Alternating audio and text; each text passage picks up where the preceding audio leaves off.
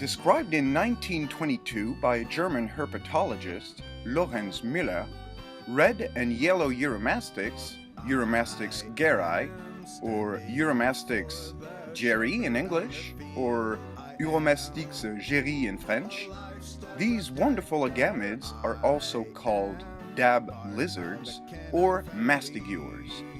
They come from Mali, Niger, and Algeria. They can be found in rocky areas, on hillsides, and other arid areas. They don't really live in the desert or on mountains. They kind of live between the two. These areas are subjected to extreme temperature fluctuations daily. These little lizards feed on plant matter, fruits, flowers, and seeds. Uromastyx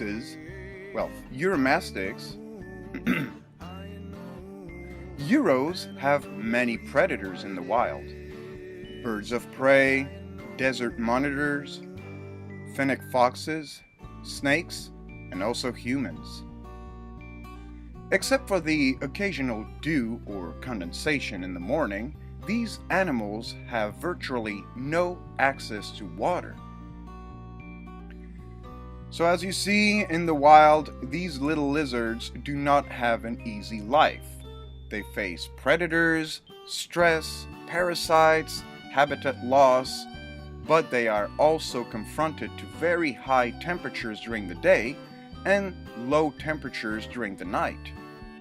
So when keeping Uromastyx in terrariums, it is our responsibility to make sure that the animals thrive. I like to keep the babies in 20 or 30-gallon enclosures, and the adults, I prefer to keep them in 40-gallon enclosures minimum. I like to keep the babies on newspaper because that allows me to monitor the food intake and the poop outtake, if I may say. And once the animals reach about 6 to 8 months old, I like to switch to a more naturalistic substrate. This substrate is composed of fine natural sand, cocoa coir, and clay. Fine natural clay that I find in my own garden. Now, this is my choice because I prefer the natural look of this type of substrate, but you can keep them on tile, newspaper, or whatever you choose is the most adapted to your situation. I like to provide 2 hides, one in the hot area and one in the cool area. Both hides have a little bit of moist substrate in them. Now remember, the substrate is not wet, it's just a little bit humid. I also like to use plastic plants as a decoration. I used to provide live plants, but the animals used to eat them. So now I switched to plastic plants. Now a lot of people will tell you, hey, don't use plastic plants, your animals are going to eat them. But so far, my animals don't eat the plastic plants. They only eat their food, and that's it. Now, remember, my reptile room is kept, well, my reptile room, it's not my reptile room, it's your reptile room too. Let's call it the reptile room is kept at 75 degrees. So the animals have also a basking area around 125 to 130 degrees, and they also have access to a cool area around 75 degrees.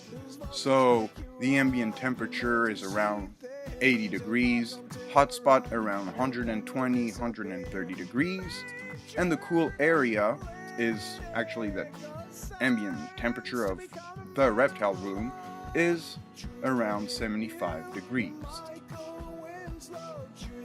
I like to feed the animals daily, and I only feed them once or twice a week during the winter. I'm going to tell you more about it later. I like to offer spring mix without spinach, hibiscus flowers, hibiscus leaves.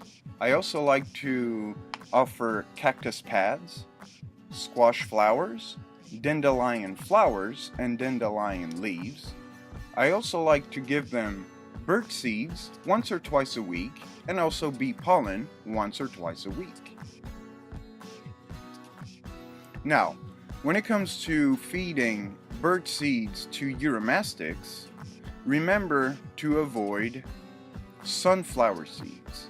Sunflower seeds are a little bit pointy, and sometimes Uromastyx cannot digest the pointy end of the sunflower seed. So try to avoid these sunflower seeds. As I said before, Uromastyx don't really have access to water in the wild. However, I like to propose water to gravid females and newly acquired animals and babies. I don't like to provide a water bowl. I prefer to mist a corner of the terrarium, or mist a plastic plant, or mist a rock. You get the idea. I don't provide a bowl. I like to mist just a localized part of the terrarium. I feel that providing a water bowl will increase the humidity in the vivarium or terrarium.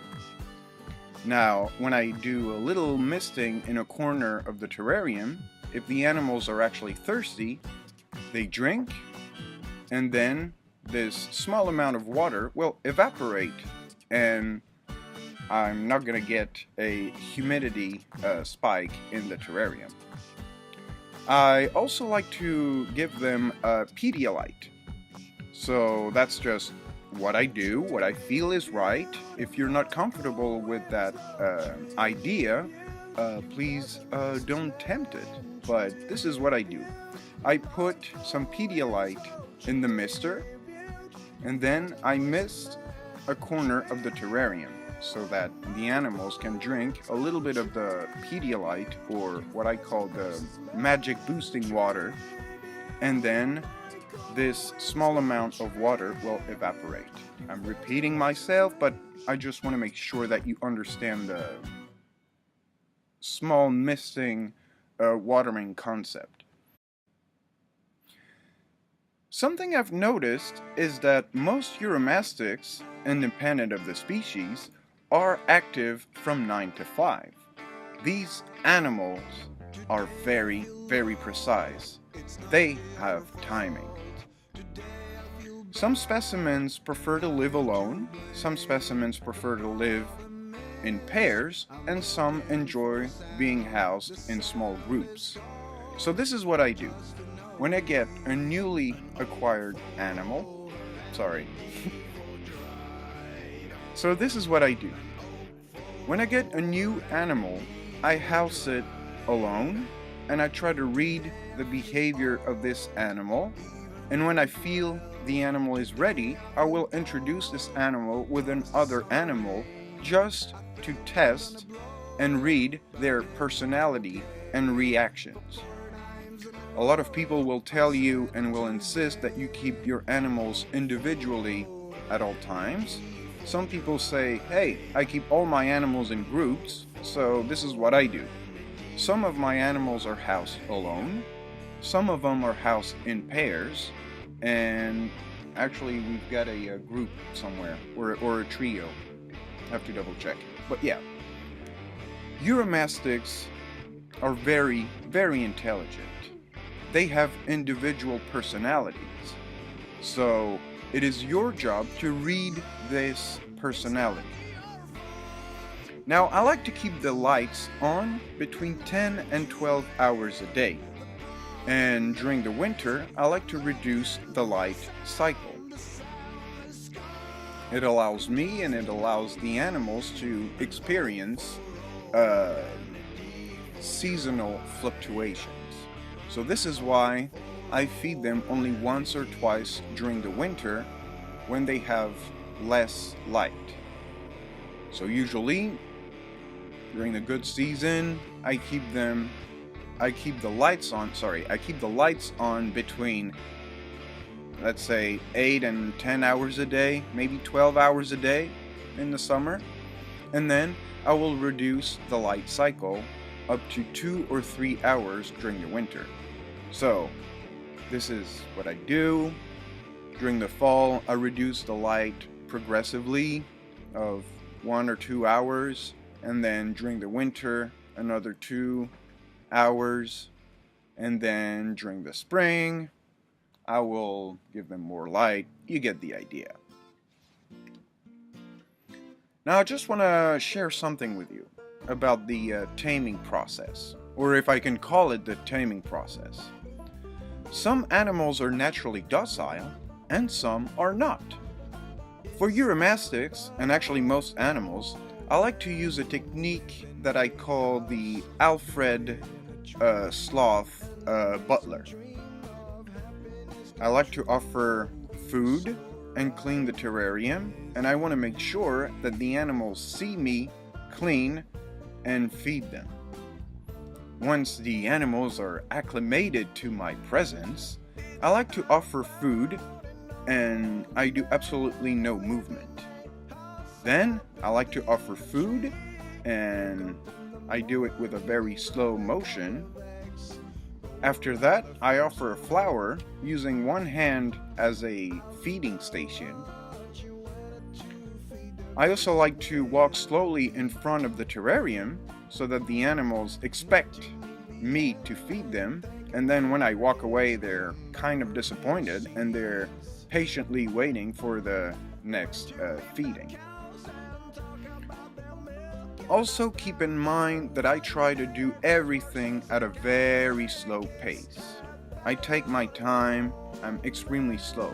I want the animals to make sure that they know that they are faster than me, so they can escape if they want to.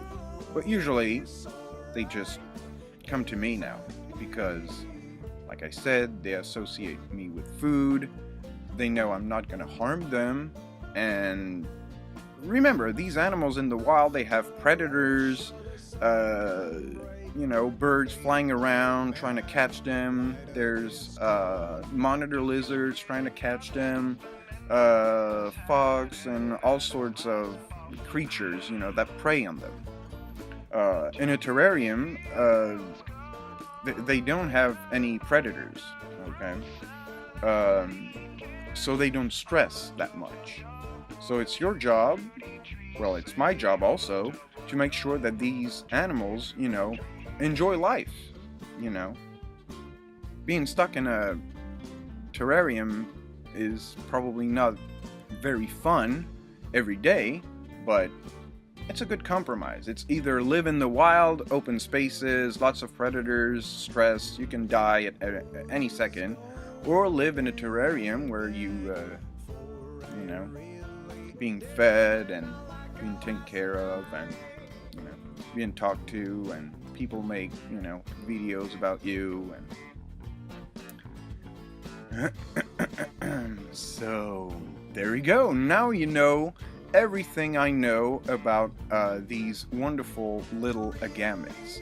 Now remember, I like to house them individually in the beginning, and some of them actually enjoy being housed in pairs. Some of them really hate the presence of any other living soul, and some of them are actually pretty social.